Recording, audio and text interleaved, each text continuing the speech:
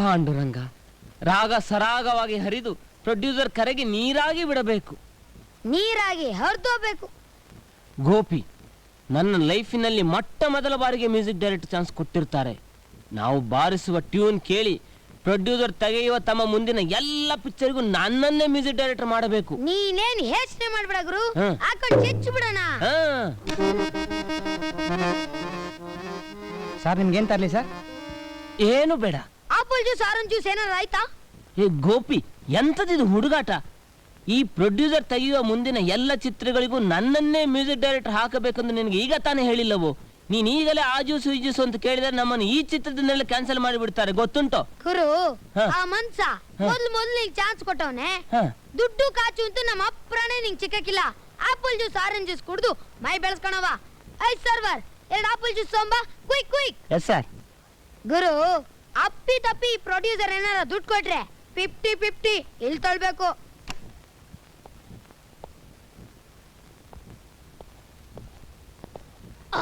ನಮಸ್ಕಾರ ಸರ್. ನಮಸ್ಕಾರ, ಕೂತ್ಕೊಳ್ಳಿ. ಏನು ಮ್ಯೂಸಿಕ್ ಹಾಕೋಕೆಲ್ಲ ರೆಡಿ ಆಗಿರೋ ಹಾಗಿದೆ? ನಾವು ರೆಡಿ ಸರ್. ಕತೆ ಎಂತದ್ದು ಅಂತ ಗೊತ್ತಾದರೆ?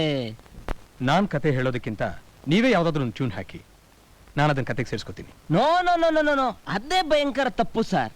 ಒಬ್ಬ ಫೇಮಸ್ ಮ್ಯೂಸಿಕ್ ಡೈರೆಕ್ಟರ್ ಯಾವಾಗಲೂ ಕತೆ ಏನು, ಕಥಾ ಪಾತ್ರಗಳು ಏನು ಏನು, ಆ ಪಾತ್ರಗಳ ವಿಶೇಷಗಳು ಏನು ಏನು ಏನು ಅಂತ ಅರ್ಥ ಮಾಡಿಕೊಳ್ಳದೆ ಹೋದರೆ ಈ ಮ್ಯೂಸಿಕ್ಕಿಗೂ ಪಿಕ್ಚರ್ಗೂ ಸಂಬಂಧವೇ ಇರುವುದಿಲ್ಲ ಸಾರು.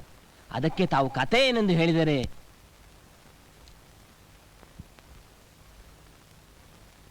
ಈ ಕಥೆ ಅರ್ಧ ಭಾಗ ಮಾತ್ರ ಹೇಳ್ತೀನಿ, ಮುಂದಿನ ಭಾಗ ಇನ್ನೊಂದಿನ ಯಾವತ್ತಾದ್ರೂ ಹೇಳ್ತೀನಿ.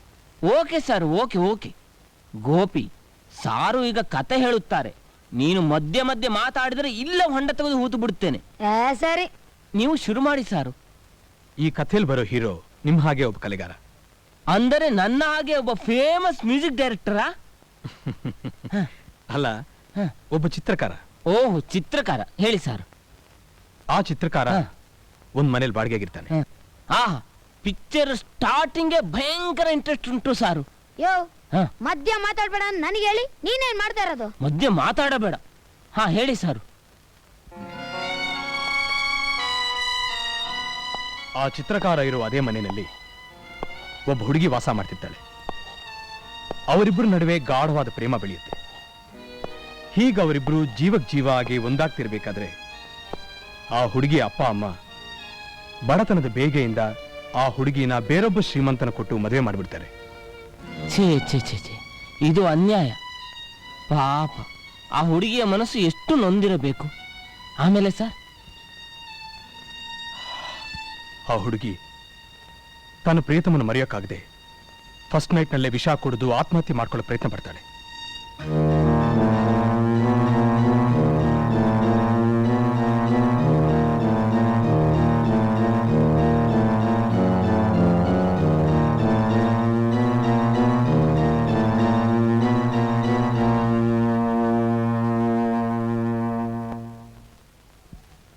ಯಾಕೆ ಲೇಟ್ ಆಗಿ ತಕೊಂಬಂದೆ?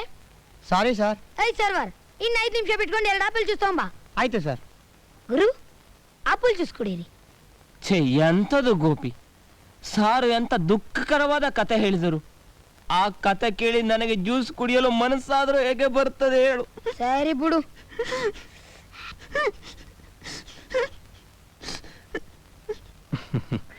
ಮಿಸ್ಟರ್ ಮಂಜುನಾಥ್, ನಾನು ಹೇಳಿದ ಬರೀ ಕಥೆ ತಾನೆ, ಅದಕ್ಕೆ ಯಾಕೆ ಇಷ್ಟೊಂದು ದುಃಖ ಪಡ್ತೀರಿ? ಜ್ಯೂಸ್ ಕೊಡಿರಿ.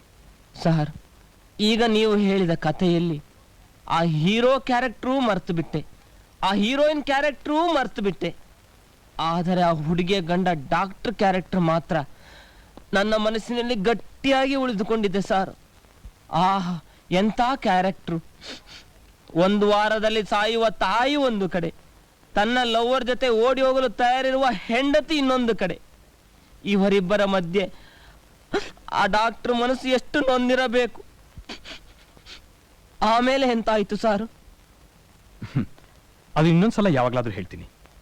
ಸದ್ಯಕ್ಕೆ ಆ ಚಿತ್ರಕಾರ ಮತ್ತು ಹುಡುಗಿ ಒಬ್ಬರನ್ನೊಬ್ಬರು ಹುಡುಕ್ತಾ ಇರೋ ಹಾಗೆ ಯಾವ್ದಾದ್ರೂ ಒಂದು ಲವ್ ಸಾಂಗ್ ಟ್ಯೂನ್ ಮಾಡಿ. Okay sir. ಸರ್, ಸಾಂಗ್ ಔಟ್ಡೋರೋ ಇಂಡೋರೋ? ಔಟ್ಡೋರ್. ಸರಿ ಸರಿ. ಡ್ರೀಮೋ ರಿಯಲ್ಲೋ? ಡ್ರೀಮ್ ಸಾಂಗ್ ಅಂತಲೇ ಇಟ್ಕೊಳ್ಳೋಣ. ಸರಿ ಸರ್. ಸರ್, ನಾನೀಗ ಹಾಡುವುದು ಒಂದು ಇಂಪಾದ ಹಾಡು ಸರ್, ದಡಬಡ ಇಲ್ಲ. ತಾವು ದಯವಿಟ್ಟು ಅರ್ಧದಲ್ಲಿ ಎದ್ದು ಹೋಗಬಾರದು ಸಾರು. ಇಲ್ಲ, ಆ